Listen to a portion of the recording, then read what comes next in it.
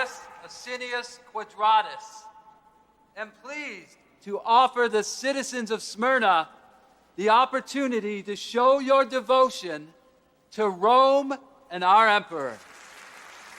I set forth a new proclamation that all will be devoted to our beloved Caesar by offering incense and proclaiming him as your Lord and your God. May the gods go with you, and may Caesar be exalted. Justin, Greetings, Maximus. your presence has been missed among our garrison. Now that is hard to believe. So now Caesar's a god. The proconsul should be more concerned about pleasing the people than Rome. He's only seeking fame and good fortune for our city. And what if the people don't comply? Quadratus has a way of getting what he desires. He may find it's more difficult than he believes.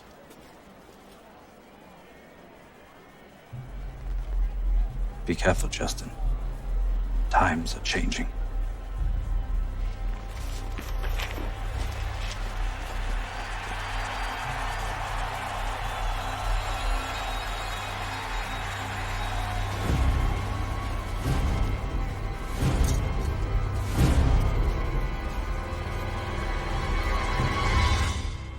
Quadratus will just make the worship of Caesar law. He can't mandate worship. The priests call it allegiance to Rome. We must leave Smyrna. Do you think it will come to that? We can continue our work better if we are not in prison. But what of our work here? We can't just abandon it. Let us give this matter some time and prayer. God will show us what to do when the time comes. Well, what have we here? Nourishment that God has provided. Thank you, dear. Demetrius, time to eat.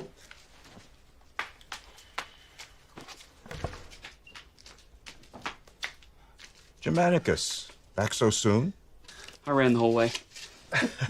There are some things worth giving your life for, but you don't have to kill yourself for a simple message. For Quadratus, when you have recovered. I'll take it right away. Eat some food before you go. All right.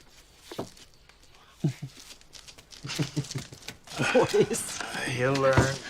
Perhaps when he has attained my years, he will acquire some of my sensible pace.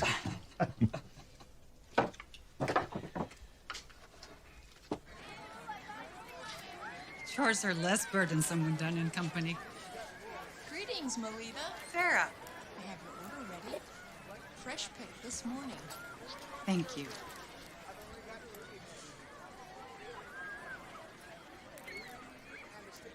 That necklace has a story behind it. You should ask Polycarp about it. Why will you not share it with me? It is his story to tell.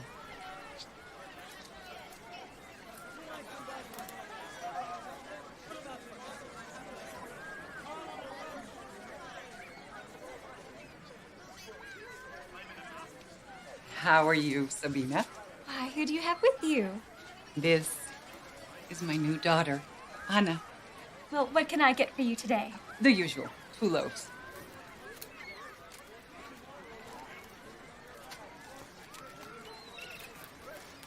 And how about a piece of sweet bread for a sweet girl?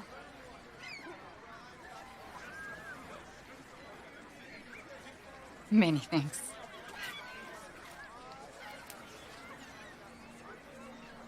We love God because he first loved us. And the love that we share with one another is the love that we have received from God himself. The perfect example of that love is Jesus Christ, who laid down his life for us so that we also ought to lay down our lives for one another. Does that mean we have to die? Well, at the very least, we must die to ourselves in order to serve one another in love, not neglecting the widow the orphan, the poor, and the fatherless. We ought to speak of our faith boldly and without wavering. The blessed Paul taught us that we are to pray without ceasing. So let us make intercessions and supplications and thanksgiving, especially for those in authority, even Caesar, even the proconsul, that we may live peaceable and quiet lives in all godliness and holiness, as is pleasing to God, who would have all men come to the knowledge of the truth that we now hold, that there is one God, and there is one mediator between God and men, Jesus Christ, who gave his life a ransom for all. And now may the grace and peace and love and joy of our God be with you richly, now and forever. Amen. Amen. Amen. Amen.